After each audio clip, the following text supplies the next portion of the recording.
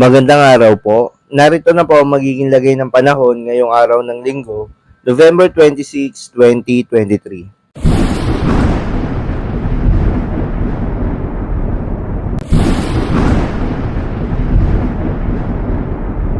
Sa kasalukuyan po, patuloy na nakakaapekto itong shear line sa silangang bahagi ng Southern Luzon. Ito yung pagsasalubong ng northeast monsoon o hanging amihan at easterlies o mainit na hangin galing sa karagatang Pasipiko. Samantala, northeast monsoon naman na nakakaapekto sa northern at central Luzon, habang easterlies naman ang nakakaapekto sa Visayas at Mindanao.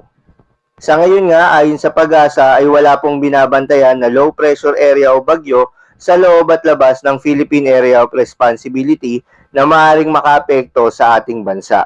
Patuloy pa rin ang epekto ng northeast monsoon dito sa Cordillera Administrative Region pati na rin sa Cagayan Valley.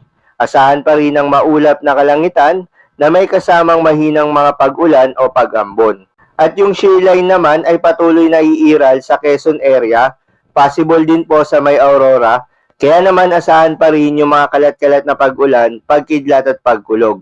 Sa nalalabing bahagi naman ng Luzon, fair weather condition na may mga tsansa lamang ng mga isolated rain showers and thunderstorms. Kadalasan yan sa hapon o gabi.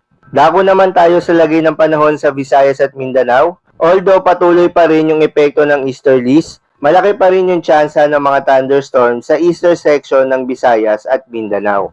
Para naman po sa lagay ng baybaying dagat, babala po sa matataas na pag-alon o gale warning. Sa kasalukuyan ay nakataas na sa mga baybayin ng Batanes, Ilocos Norte, Ilocos Sur, La Union, Northern Coast of Cagayan, kabilang na ang Babuyan Islands, as well as Isabela. Inaasahan po natin ang mga matataas na pag-alon sa mga nasabing coastal waters.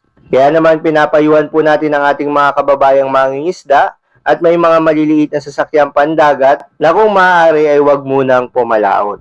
At yun lamang po para sa lagay ng panahon ngayong gabi ng Sabado.